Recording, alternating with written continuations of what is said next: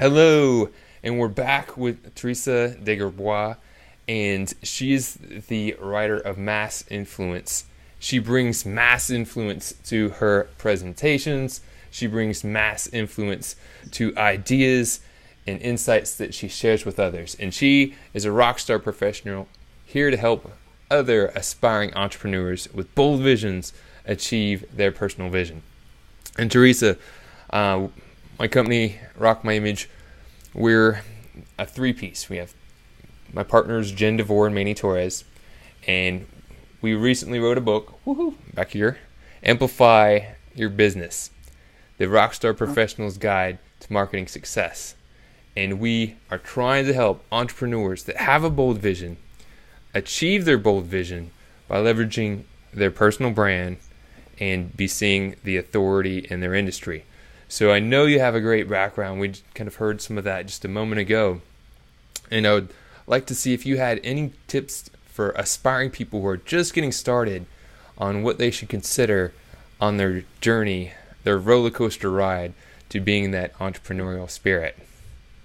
Yeah, well, I would say the first thing is, figure out what problem you solve for the world. I know you talk about this in your book a little bit, but if you're not clear who you are and what problem you solve for who, then it's really hard for people to get who you are and whether or not they should come to you or learn from you, right?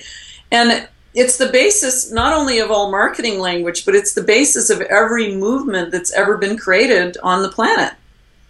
Think about it for a moment. If we look at some of the biggest icons of the last century, like Dr. Martin Luther King Jr., a lot of people think his brand was he stood for, changing racial equality on the planet, which is not untrue.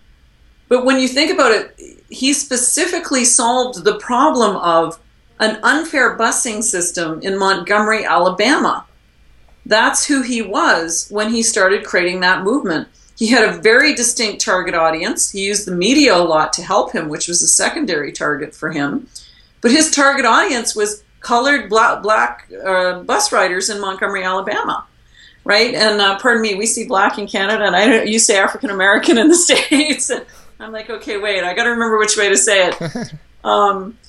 But, he had a very, very specific target. Now, inside of solving that problem, the world started to pay attention, because he was so passionate and so compelling.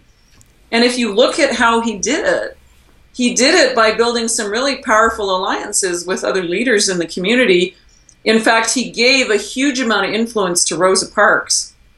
He held Rosa Parks up as a leader in the community. And in the act of giving influence to Rosa Parks, he became highly influential himself. People who create movements around themselves seldom shine the spotlight on themselves.